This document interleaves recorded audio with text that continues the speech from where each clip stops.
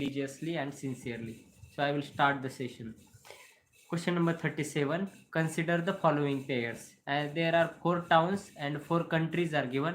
So in this question there is no logic at all. Means there is no logic. But among these options, all the options are covered in NCERT. Even this question is from current affairs. It looks like current affairs, but these all the cities are there in the NCERT maps, and in the NCERT somewhere there is a mention of these cities and these countries. Means UPSC is setting questions from uh, NCERT only, but it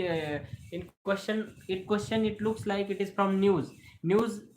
Everything is there in the news. Which city is not in the news in the whole year? Almost main all the cities of the world are in the news. So what we can remember? And BT 365 means 365 can cover little bit of cities, but UPSC put the question from NCERT cities. मतलब कि जो NCERT में already mentioned है, NCERT के map में है, NCERT के कहीं ना कहीं इंफॉर्मेशन में कहीं ना कहीं इस सिटीज़ के बारे में ये कौन से कंट्री में आते हैं वो पता होता है. और मेरे NCERT के जो मैं नोट्स दे रहा हूँ आप लोगों को फ्री नोट्स चैनल में, या previous year question paper analysis notes जो whatever I have provided, all the cities and all the countries are covered. So these types of questions are definitely covered in our notes. मतलब notes में ऐसे भी question आपको मिलेंगे analysis के basis पे, and जो क्वेश्चन प्योर स्टैटिक है जिसमें लॉजिक नहीं है फिर भी दे कैन रिपीट. तो Aleppo is in Syria, Kirkuk is in, here it is given Yemen but it is in Iraq या Iran, I don't remember exactly. तो Kirkuk and Mosul are both are in Iraq या Iran, I think Iran में भी, I am not sure. Check Iraq और Iran. तो 2 and 3 wrong है, and 4 Mazar e Sharif is in Afghanistan. So in future UPSC can ask Kirkuk Iraq या Iran जो है, Mosul, तो करेक्ट वाला स्टेटमेंट देके आपको ये कर सकता है, मतलब कि फंसा सकता है UPSC. So you should know the wrong options also, what is actually the correct country. And in addition Syria कहाँ है, येमेन कहाँ है, पैलेस्टाइन कहाँ है, वो आपको पता होना है मैप में देख के. तो वो एनसीईआरटी आपको एटलस के मैप्स नहीं देखने. I have many times told you watch only NCERT maps, NCERT diagrams, that will make you ready for this type of questions. Next question number 38. In the federation established by the government of India Act 1935, residuary powers were given to the who? मतलब कि यह इसका भी answer static है. Governor general के पास residuary power थे. अब इसमें क्या लॉजिक है, राइट? तो यू मस्ट नो इट. तो ये एनसीईआरटी में वगैरह सारी जगह पे है, लेकिन थोड़ा अगर लॉजिक लगाएंगे, अगर आपने ये चीज़ पढ़ी नहीं है सपोज, तो रेसिडियरी पावर किसके पास रहती है जनरली? जो ज़्यादा पावरफुल ऑर्गेनाइजेशन है या ज़्यादा पावरफुल पोजीशन है ना, वो रेसिडियरी पावर अपने खुद के पास रखता है. तो governor general was very powerful at that time, and therefore governor general is the answer. But this is static question, there is no logic, you must know it because it is a very pure static question. So इसका answer है governor general. Next question number 39. देखो, अभी मैंने already बोला है आपको कि oblique वाला स्टेटमेंट तो करेक्ट है, लेकिन आप बोलोगे मतलब कि आप लोगों को थोड़ा सा मतलब कभी कभी ना आप कंफ्यूज हो रहे हो. मतलब मैंने बहुत बार बोला है कि स्टेटमेंट तभी अप्लाई होता है जब कोई एक्सट्रीम वर्ड नहीं होता है. मतलब कि आप लोग अभी सेकंड वाले में देखो, आप लोग बोलोगे हिज ऑब्लिक हर है और ये अप्लाई नहीं हुआ. मतलब कि कभी कभी मैसेजेस डालते हैं या बच्चे लोग, लेकिन read the statement correctly. Whenever the legislative assembly is dissolved, the speaker shall vacate his or her office immediately. Guys, there is immediately word. तो वहाँ पे क्लिक होना है कि ऑब्लिक वाला है, लेकिन देखो एक ट्रिक अप्लाई हो रही है, लेकिन इमीडिएटली वर्ड की वजह से वो ट्रिक कैंसिल होती है. मतलब कि रिमेंबर, सारे ट्रिक जब अप्लाई होंगे ना तभी वो स्टेटमेंट करेक्ट मानना है. अगर कोई एक ट्रिक अप्लाई हो रही है और मतलब समझ रहे हैं आपकी एक एक्सट्रीम वर्ड डाल दिया, इमीडिएटली, एक्सट्रीमली, तो वो वाला स्टेटमेंट रॉन्ग होगा. Getting my point. और कुछ कभी कभी आप बोल रहे कि हाँ ये सिमिलर वर्ड है तो दोनों स्टेटमेंट करेक्ट है. तो देखो यहाँ पे लेजिस्लेटिव, ऐसे नहीं बोला मैंने क्या बोला है, एक पूरा आधा लाइन, मतलब कि शुरुआत से चाहिए, बीच में कहीं पे भी नहीं चाहिए कॉमन. ये भी लॉजिक्स आप समझ लो. मैं जो बोलता हूँ ना वो अच्छे से सुन लेना गाइज.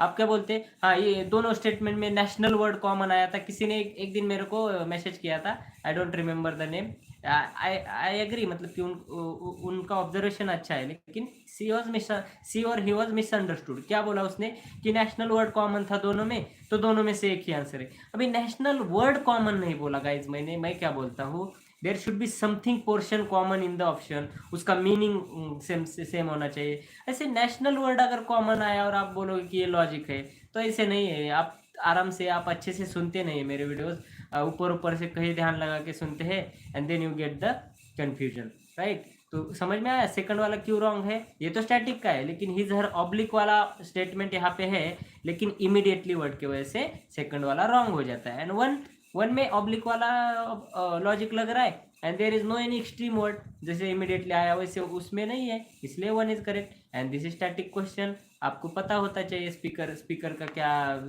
मतलब कि क्या है, एलिजिबिलिटी क्या है वगैरह वगैरह। तो इसका आंसर है one only.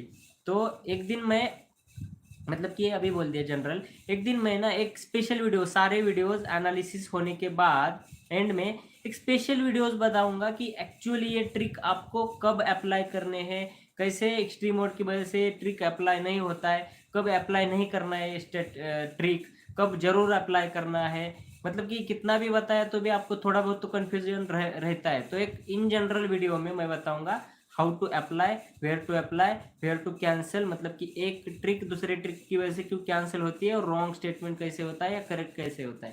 So that is the purpose. लेकिन आप फिर से जाके सुनोगे ना, आप बारीकी से सुनोगे ना, तो मैंने उस टाइम पे अच्छे से बताया होता है। मैं ऐसे नहीं बोलता कि नेशनल वर्ड कॉमन है तो जो, मतलब कि आप थोड़ा सा मेरा देखो, सारा मतलब everything I can not explain, I am also human. मतलब कि उस टाइम पे मुझे जो जो पॉसिबिलिटीज लग रही है that I try to explain. लेकिन आप लोग ज़्यादा ज़्यादा ही कॉमन लेते हो tricks and techniques, it should be specific उसी टाइप के चीज़ को। इसलिए तो हाँ, इसलिए तो 150 ट्रिक्स बन रहे हैं। नहीं तो आप बोलोगे द वर्ड कॉमन था, हाँ इसमें शाल वर्ड कॉमन है दोनों में, तो शाल वर्ड कॉमन है इसकी वजह से हमने ये वाला लॉजिक लगाया कि दोनों में से एक ही करेक्ट है। तो ऐसे नहीं होता है। Getting my point. So I will move to the next question. Question number 40, which of the following reflect the most appropriate relationship between law and liberty। ये बहुत कंफ्यूजिंग वाला क्वेश्चन था, लेकिन करेक्ट आया था मेरा। कैसे आया था, नहीं ये तो मतलब कि ऐसे ही था, सुनो हाँ, ये तो मतलब कि ऐसे ही मैंने इसमें पॉलिटिकल थ्योरी बुक में पढ़ा था, मतलब कि अच्छे से समझ लिया था। तो ये, और इस टाइम पे मैंने नहीं दिया था, तो बाद में एनालिसिस करते टाइम मैं खुद सॉल्व कर रहा था ना, तो मुझे ये करेक्ट आया था स्टेटमेंट। कैसे, if there are more laws there is less liberty. देखो मैंने क्या बोला है, एक स्टेटमेंट में पॉजिटिव, एक स्टेटमेंट में नेगेटिव बात हो गई, तो वाला स्टेटमेंट रॉन्ग होता है, इसलिए ए रॉन्ग है। C, if there is liberty laws have to made by the people.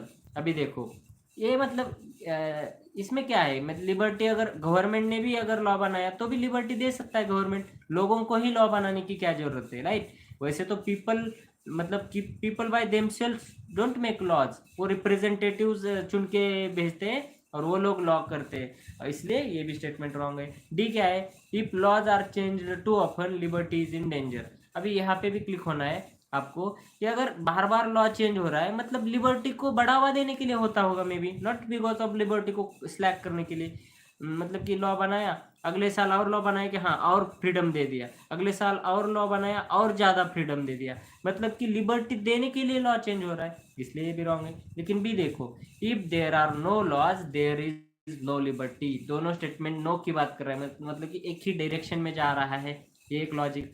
और दूसरी चीज़, अगर वहाँ पे लॉ ही नहीं है कहा, मतलब कि जो करेगा जो पावरफुल है उसी का लॉ, उसी का मतलब लॉ ही नहीं है, मतलब कि कोई खून करेगा उसको शिक्षा देने का या उसको अरेस्ट करने का लॉ ही नहीं है, तो लिबर्टी ही नहीं रहेगी। जो पावरफुल रहेगा, जो पैसे वाला रहेगा, जो मसल पावर वाला रहेगा, वही राज करेगा, तो there will be no liberty, कोई बोल ही नहीं पाएगा उसके अगेंस्ट। समझ रहे हैं आप लॉजिक। ये तो वैसे स्टैटिक का पार्ट है, लेकिन आपको उस स्टेटमेंट के मतलब कि स्टेटमेंट अगर आप कहीं पढ़ा नहीं ना, तो आपको एक लॉजिक बोलता है कि रियल लाइफ से कनेक्ट करना है, हाँ ये चीज़ की तो क्या होगा, मतलब कि डिफरेंट डिफरेंट सिनारियोज आपके मन में आने चाहिए with in fraction of seconds, कि हाँ लॉज नहीं है तो क्या होगा, कोई भी किसी को मारेगा और ऐसे होगा। तो दैट इज द थिंग। सभी चीज़ें आप बुक से नहीं करके जा सकते। वैसे बुक बारीकी से पढ़ा ना पॉलिटिकल थ्योरी, वैसे वाले क्वेश्चंस कवर हो जाते हैं, लेकिन फिर भी I am trying to explain.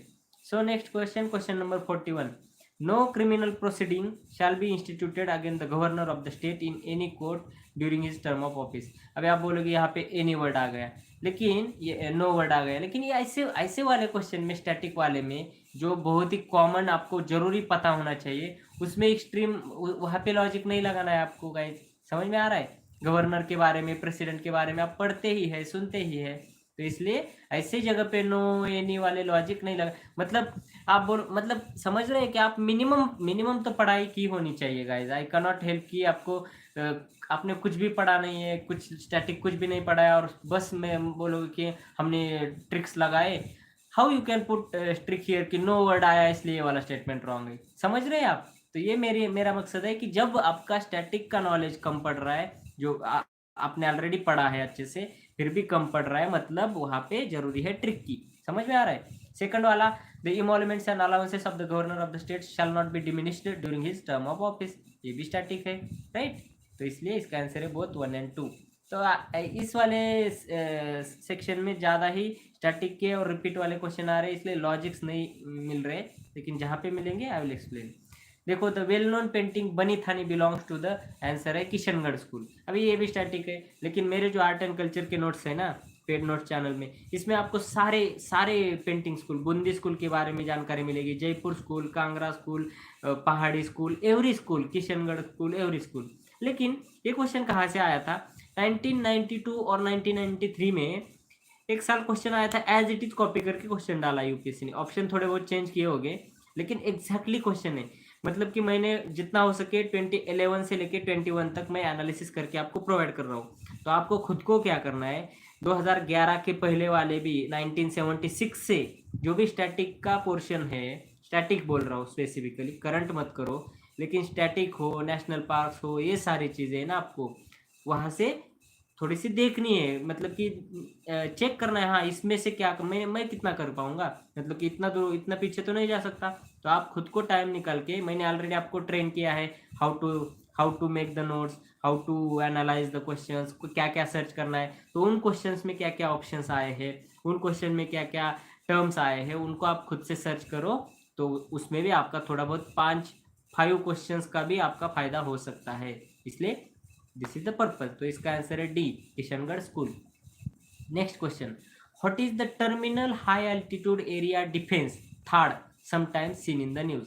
अभी देखो यहाँ पे देखो, India's indigenous anti missile programme and American anti missile system, मतलब कि यहाँ पे एंटी मिसाइल कॉमन है। अभी देखो, एंटी मिसाइल वर्ड है, लेकिन इस यहाँ पे एक यूनिक वर्ड है, ऐसे ऐसे नहीं कि द वर्ड या शाल वर्ड या नेशनल वर्ड, ऐसे नहीं है। ये की वर्ड है, क्वेश्चन में जो की वर्ड है ना, की वर्ड, वो इम्पोर्टेंट है। तो इसलिए बी और सी में से आंसर है, इतना तो आपको पता होना चाहिए। डी इज रॉन्ग बिकॉज ये defence collaboration between Japan and south Korea. एक तो ये चीज है कि जापान का भी याद रखना है, साउथ कोरिया का, उनका कोलैबोरेशन हमें क्या लेना देना है, समझ में आ रहा है? जापान और साउथ कोरिया का कोलैबोरेशन, ये थोड़ा सा डिफरेंट हो गया। And Israel radar system, Israel का, लेकिन आंसर है अमेरिका। आप बोलोगे कि अमेरिका भी क्या लेने देना है हमें, राइट? तो ये एक करंट में आया हुआ चीज था कि terminal high altitude area defence, तो anti missile area defence, defence मतलब क्या है कि हाँ डिफेंस करना है, बचाना है, तो it is anti missile system. और सी इज आंसर क्यों है इसका, डी नहीं है, क्योंकि इंडिया का हमें पता होना चाहिए। अभी एक लॉजिक और भी है कि अगर इंडिया के बारे में ऑप्शन है ना, तो आपको मतलब कि एक लॉजिक मैंने बोला था कि इंडिया के बारे में ऑप्शन है तो इंडिया को टिक मार्क करना है, कि पहले ऑप्शन में इसराइल है, सी ऑप्शन में अमेरिका है, डी ऑप्शन में जापान साउथ कोरिया है। उस लॉजिक से इंडिया लगता है, राइट? आई एग्री, मतलब कि कहीं ना कहीं एक्सेप्शन होता है, लेकिन दिस वॉज वेरी फेमस, मतलब कि ये इतना फेमस था उस टाइम कि इट वॉज सच फेमस कि हाँ, इसलिए आपको अमेरिका का ये सिस्टम है ये पता होना चाहिए। जैसे नासा किसका है, नासा, तो अगर नासा किसका है ऐसा क्वेश्चन आया और उसमें इंडिया ऑप्शन है, तो आप इंडिया नहीं करोगे, राइट? उतना कॉमन है इंडिया अमेरिका का सिस्टम, एरिया डिफेंस सिस्टम। समझ में आ रहा है? तो मतलब कि अगर आपने पढ़ा ही नहीं है तो अलग बात है, लेकिन अगर ठीक ठाक से पढ़ा है तो आपको ये कहीं ना कहीं गया होता है, इसलिए इसका आंसर है सी। बट हाँ, नेक्स्ट क्वेश्चन, क्वेश्चन नंबर 44। हाँ, क्वेश्चन नंबर 44 क्या है, with reference to cultural history of India consider the following statements. 4 statements are given, तो डायरेक्टली थर्ड पे जाओ। मैंने ऑलरेडी बोला है Annamacharya and Tyagaraja are contemporaries. Contemporary word आया ना, 100% रॉन्ग है, उसको सोचो भी मत आप। कंटेम्पररी दिया ना यूपीएससी ने, वो रॉन्ग है, और उसी लॉजिक से क्वेश्चन ही सॉल्व हो रहा है। बी बी आंसर है, क्योंकि A C and D have contemporary word, इसलिए B 2 and 4 only is the answer. Why contemporary is wrong guys? इसका रीजन ये है कि नोबडी कैन रिमेंबर कि कौन कब जन्मा कौन मरा। अभी यहाँ तो क्वेश्चन आया इसलिए हमें लगता है कि हाँ अन्नमाचार्य और त्यागराजा के बारे में हमें पता होना चाहिए, लेकिन ऐसे कितने लोग हैं, कितने राजा है, कितने संत है, किस किस का याद रखेंगे आप? इसलिए आप बिल्कुल भी झिझकना मत, अगर कंटेम्प्रेरी वर्ड आया तो बाकी स्टेटमेंट पढ़ो भी मत, ये मेरा वादा है आपका। डेफिनेटली अगर उस स्टेटमेंट को पकड़ के आंसर आ रहा है ना, फिर तो डेफिनेटली करेक्ट है, डेफिनेटली रॉन्ग है वो स्टेटमेंट कंटेम्प्रेरी वाला। लॉजिक समझ में आ रहा है? Contemporary definitely wrong, reason is you cannot remember, right. लेकिन सारे ऑप्शन में अगर किसी न किसी कॉन्टेम्प्ररी का है, मतलब कि एक क्वेश्चन था कि हाँ ये 3 ऑप्शन दिए थे and he was contemporary of this, he was contemporary of this and he was, तो उसमें से नन वाला आंसर है तो नन के साथ जाओ, नहीं तो ओनली वन वाला, मतलब कि एक ही ऑप्शन करेक्ट है तो एक ही ऑप्शन वाले के साथ जाओ। ऐसे ऐसे जाना है आपको। ऑर्डर शुड बी 0 1 2 3, मतलब कि ऑप्शन है ना, हाँ 3 ओनली इज करेक्ट, तो वाला आंसर होगा उसमें, राइट। इसलिए तो बाकी के ऑप्शन आप देख लो, 2 and 4 इज द आंसर। अभी बाकी के स्टेटमेंट पढ़ लो। Tyagaraja created several new ragas, second वाला सेवरल, ऐसे बोला क्या? Tyagaraja created all the new ragas, several एक ऐसा वर्ड आया कि common, several, right.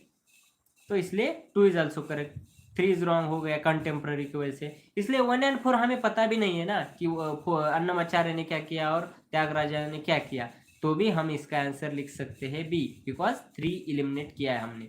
Next question, question number 45, which of the following are regarded as main features of rule of law? हाँ, rule of law, तो रूल ऑफ लॉ के main features क्या है? तो देखो पीपल्स, थर्ड वाला देखो, peoples responsibility to the government, मतलब ये उल्टा कर दिया। हमें पता है कि government is responsible to the people, लेकिन यहाँ पे यूपीएससी ने उल्टा किया, 3 इज रॉन्ग, 3 इज रॉन्ग, इसलिए ए एंड डी तो इलिमिनेट हो गया, बचा कौन सा? 1 2 and 4। तो rule of law, equality, limitation of powers, मतलब कि लॉ का अगर रूल है तो पावर किसी, हर एक के पावर पे लिमिटेशन रहेगा। पार्लियामेंट के पावर पे किसका लिमिटेशन रहेगा? कॉन्स्टिट्यूशन का, राइट। तो इसलिए रूल ऑफ लॉ में limitation of power, equality before law and liberty and civil rights, ये तीनों चीजें आएंगी। लेकिन peoples responsibility to the government ये रॉन्ग है, government is responsible to the people.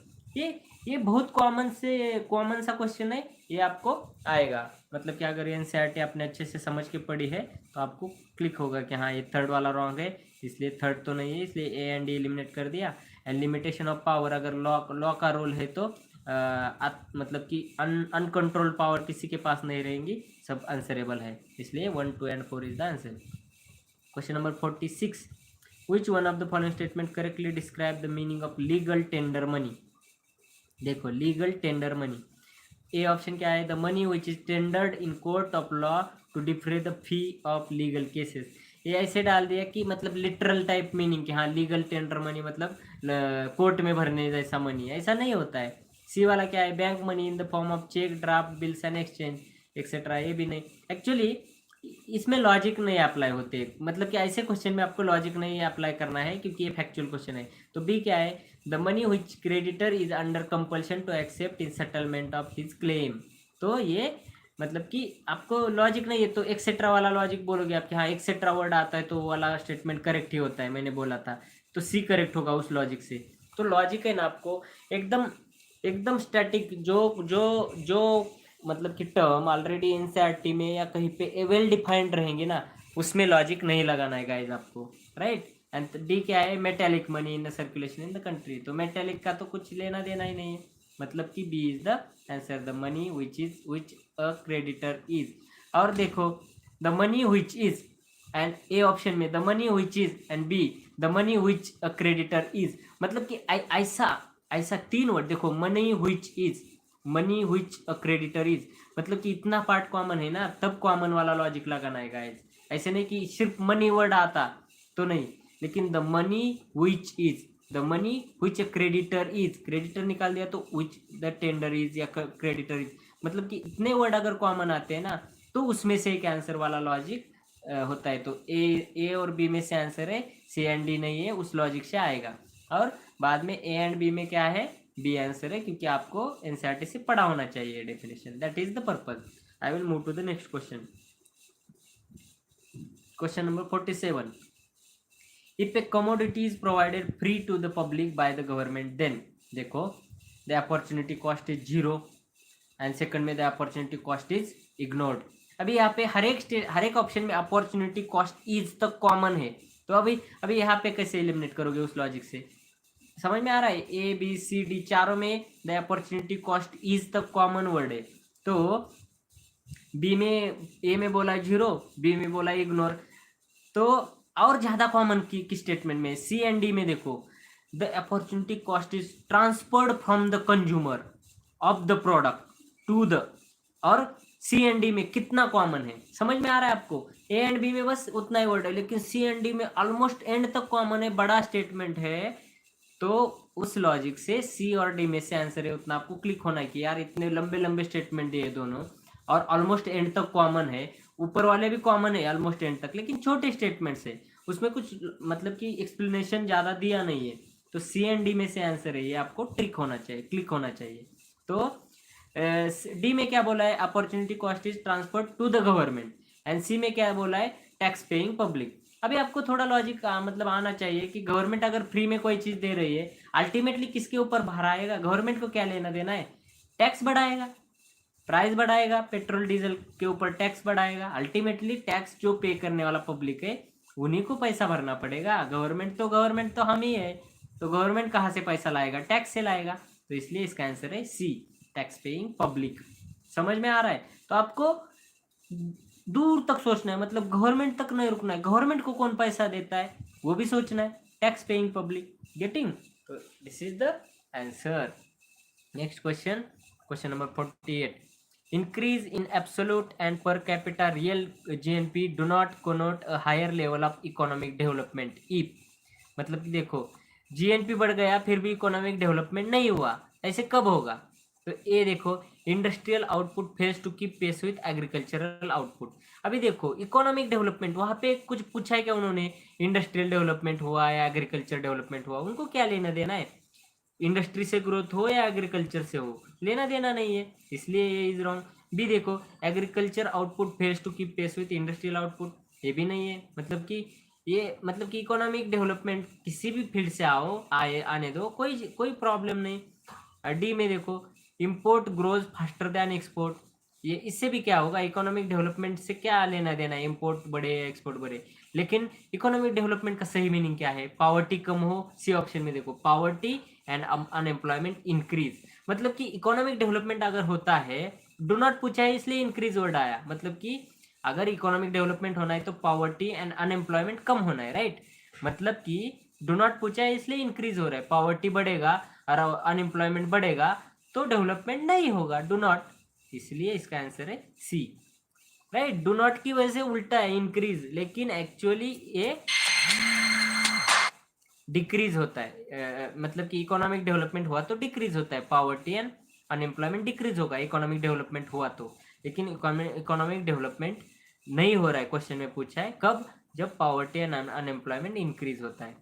Question number 49, consider the following statements. Consider the following statements, 1 2 3 4, 4 statements दिए हैं।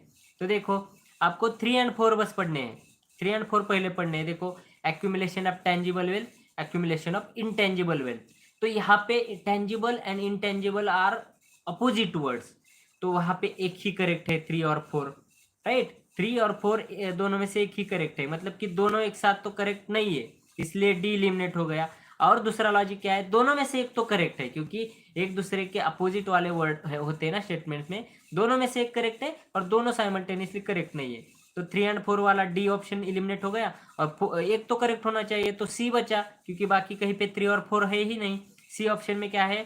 4 वाला स्टेटमेंट है, इसलिए 2 एंड 4 इज द आंसर। तो इस लॉजिक से ये वाला सॉल्व करना है। समझ में आ रहा है? 3 एंड 4 साइमल्टेनियसली करेक्ट नहीं है, एंड एक तो होना चाहिए, इसलिए सी ही ऑप्शन बचा है 3 और 4 वाला। क्योंकि ए में भी 3 और 4 नहीं है, बी में भी 3 और 4 नहीं है, सी में 4 है और डी में 3 एंड 4 दोनों है, तो दोनों नहीं चाहिए यानी एक मिनिमम चाहिए अपोजिट वर्ड्स की वजह से, इसलिए इसका आंसर है 2 and 4, right.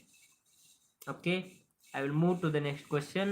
Despite being high saving economy, capital formation may not result in significant increase of output due to, देखो अभी कैपिटल एंड आउटपुट वर्ड दोनों वर्ड आए हैं डी ऑप्शन में, तो उसी लॉजिक से आपको पता होना चाहिए, हाँ यार ये कैपिटल भी वर्ड आया है एंड आउटपुट भी वर्ड आया है ऑप्शंस में। क्वेश्चन में से एग्जैक्टली दो कीवर्ड्स बोलता हूँ मैं, ये भी ध्यान रखना आप, कीवर्ड्स दोनों। अगर आप बोलोगे कि high despite being high saving, high word आया है थर्ड वाले ऑप्शन में, तो वो वाला करेक्ट होना चाहिए। High is not a keyword in this question, capital and output जैसे कीवर्ड है ना, तो इसलिए D option is correct because both the keywords are repeated in the option number D, तो उस लॉजिक से इसका आंसर डी है। मतलब कि आपको जितना सोच सकते हैं उतना सोचना जरूरी है। मेरे ट्रिक्स और टेक्निक्स वाले वीडियोस बार बार अच्छे से पढ़, नहीं समझ में आ रहा है, अगर गलत ट्रिक्स लगा रहे हो तो फिर से एक बार देखने की जरूरत है। अगर जिसको अच्छे से समझ में आया है तो नो वरीज, लेकिन थोड़ा सा दिक्कत हो रहा है कि यार ये ट्रिक कहीं पे लग रहा है कहीं पे लग नहीं रहा है, मतलब आपने ठीक से समझा नहीं है ट्रिक्स को, क्योंकि ट्रिक्स सारी यूनिवर्सल, मैंने जो यूनिवर्सल ट्रिक्स है ना वही ट्रिक्स में अप्लाई एक्सप्लेन किए हैं। Only those tricks I have told जो यूनिवर्सली एप्लीकेबल है, तो इसलिए आपको ट्रिक्स आपके समझ लेने में, मतलब कि आपकी समझ में गलती है अगर आप अप्लाई नहीं कर पा रहे तो, मतलब कि ऐसे नहीं बोल रहा हूँ कि 20 क्वेश्चन आपने ट्रिक से सॉल्व किया और 20 correct, that is not my claim. अगर 20 क्वेश्चन में आपने ट्रिक्स लगाए एंड आपने ट्रिक मेरे अच्छे से समझ लिए तो 15 या 16 क्वेश्चन आपके डेफिनेटली करेक्ट होंगे, ये मेरा वादा है। लेकिन trick should be applied very nicely, जो मैंने ऑलरेडी बताया है वो सारे ट्रिक याद करके आपको करना है। तो कैसे करना है क्या करना है, मैं एक जनरल वीडियो बनाऊंगा कि ट्रिक कब लगाना है क्या लगाना है। Next question number 51, after the Santhal uprising subsided what was the measures taken by the colonial government. देखो the territories called Santhal Parganas were created, तो संथाल अपराइजिंग तो संथाल परगना तो बनेगा ही, राइट। और टेरिटरीज कॉल्ड वर्ड आ गया ना, कॉल्ड, तो वो वाला स्टेटमेंट मतलब डेफिनेशन टाइप हो गया है कि हाँ the territories called Santhal Parganas were created. And second क्या है, it became illegal for the Santhal to transfer the land to non Santhal. अभी देखो फर्स्ट ऑप्शन में संथाल परगनाज, ये वर्ड की वर्ड है, डार्क अंडरलाइन भी किया है, तो संथाल परगना का मीनिंग क्या हुआ, नॉन संथाल को जमीन मत बेचो, राइट, इलीगल होगा। संथाल नहीं तो संथाल परगना क्यों नाम देंगे उसको, संथाल परगना इसलिए नाम दिया होगा क्योंकि नॉन संथाल देर, इसलिए संथाल परगना, इसलिए 1 and 2 both 1 and 2 is the answer. लेकिन this is a static question, लेकिन थोड़ा सा लॉजिक यहाँ पे भी लगता है कि पहले स्टेटमेंट में संथाल परगना बोला है तो नॉन संथाल को जमीन बेचना अलाउड नहीं होगा डेफिनेटली, तभी संथाल परगना बोलेंगे, इसलिए 2 इज आल्सो करेक्ट। एंड 1 क्यों करेक्ट है, संथाल परगना नाम के टेरिटरीज बनाए थे डेफिनेटली बिकॉज संथाल अपराइजिंग, मतलब कि उसका संथाल को थोड़ा सा मतलब कि उनको हैप्पी करने के लिए ये चीज करनी थी, इसलिए सी इज द आंसर। अभी जिन्होंने हिस्ट्री बिल्कुल पढ़ी ही नहीं तो उनको क्या मैं ट्रिक्स बता पाऊंगा, राइट। आपने थोड़ा बहुत संथाल वगैरह कॉमन, इतना कॉमन और इतना फेमस तो पढ़ा ही होना चाहिए, right. Next question number 52, economically one of the result of British rule in India in the 19th century was, first वाला स्टेटमेंट देखो, increase in export of Indian handicraft, तो इससे इंडिया को फायदा होगा, ये तो ब्रिटिश करने नहीं देंगे, ओनली रॉ मटेरियल का एक्सपोर्ट किया था और इम्पोर्ट ऑफ उनका फाइनल प्रोडक्ट इंडिया में आता था, इसलिए ये रॉन्ग है। बी क्या है, growth in the number of Indian owned factories, तो इंडिया के फैक्ट्रीज को क्यों ब्रिटिश क्यों इंडिया को अलाउ करेंगे फैक्ट्री बनाने में, फैक्ट्री ही बंद कर दी उन्होंने, सिर्फ रॉ मटेरियल दे दो हमें। डी क्या किया, rapid increase in the urban, increase हुआ था लेकिन रैपिड वर्ड, इंक्रीज तो हुआ था लेकिन रैपिड वर्ड की वजह से डी एलिमिनेट हो गया। लेकिन सी देखो, कमर्शियलाइजेशन ऑफ इंडियन एग्रीकल्चर, ये चीज डेफिनेटली की थी। और क्वेश्चन में भी देखो इकोनॉमिकली वर्ड आया है, तो कमर्शियलाइजेशन थोड़ा इकोनॉमी से डायरेक्टली कनेक्टेड है वर्ड, तो इसलिए एंड यही किया था उन्होंने कि ओनली एग्रीकल्चर में कमर्शियलाइजेशन किया, रॉ मटेरियल बनाओ, बस कॉटन बनाओ, इंडिगो बनाओ और हमारे देश में एक्सपोर्ट करो और फाइनल प्रोडक्ट वहां से आएगा। तो इसका आंसर है सी।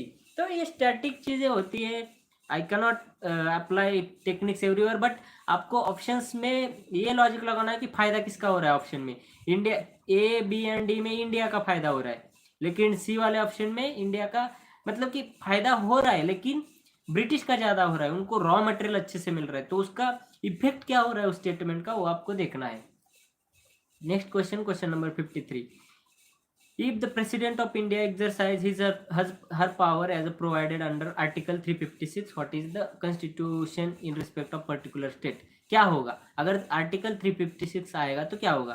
तो सी ऑप्शन इलिमिनेट करना है। क्यों मैंने बोला है, अगर ऑप्शंस में आर्टिकल कहीं पे भी आया ना वो रॉन्ग होता है, मतलब कि अगर सारे ऑप्शन आर्टिकल के बारे में है तो एक ना करेक्ट होगा, लेकिन अदरवाइज वो वाला स्टेटमेंट रॉन्ग होता है, क्योंकि आर्टिकल जानबूझ के वो नहीं होता है फिर भी देता है यूपीएससी।